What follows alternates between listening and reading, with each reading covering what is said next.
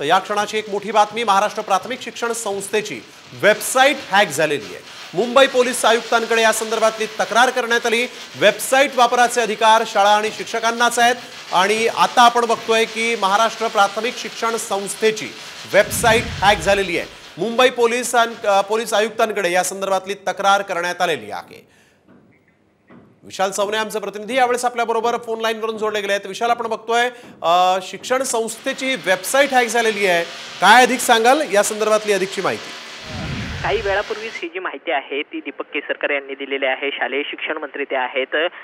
त्यांनी प्रसार माध्यमांना स्पष्ट सांगितलं आहे की महाराष्ट्र प्राथमिक शिक्षण संस्थेचं संकेतस्थळ जे आहे, जी वेबसाईट जी आहे ती हॅक झालेली आहे। या वेबसाईट हॅक करण्याचा देखील वारंवार प्रयत्न जो आहे तो झालेला आहे आणि त्या साईटवरती चुकीची प्रशस्ती पत्रकं जी आहेत ती वाटप केली जात आहे आणि याची तक्रार जी आहे ती त्यांनी पोलिसांमध्ये देखील दिलेली आहे। आणि सर्वात महत्त्वाचं म्हणजे या पत्रकावरती काही चुकीचा मजकूर देखील लिहून तो व्हायरल केला जातोय, अशी देखील तक्रार दीपक केसरकर यांनी पोलिसात दिल्याचं देखील या ठिकाणी सांगितलं। त्यामुळे संकेतस्थळ जे आहे ते हॅक झाल्याचा प्रकार जो आहे तो आता समोर येताना दिसून येतोय।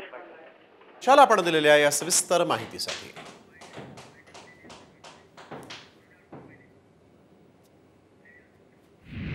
तर टीचर्स नाही आणि टीचर्स आपला UDIS नंबर घालून फक्त शाळा किंवा शिक्षकच याला ॲक्सेस करू शकतात, इतर कोणी याला ॲक्सेस करू शकत नाही, सर्वसामान्य मनुष्य। त्याच्यामुळे तुम्ही त्याचं साईट पब्लिश करण्यामध्ये काही पॉईंट नाही, कारण ही साईटचं नावसुद्धा फक्त शाळांकडे असतं आणि त्याच्यामुळे हा अधिक गंभीर आहे की कशा रीतीने हॅक झालं ते बघायला लागेल।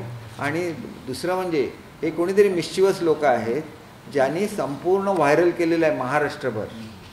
म्हणजे असे विकृती आहे, समाजामधली एक विकृती आहे आणि ही विकृती ठेचून काढली पाहिजे असं माझं स्पष्ट मत आहे।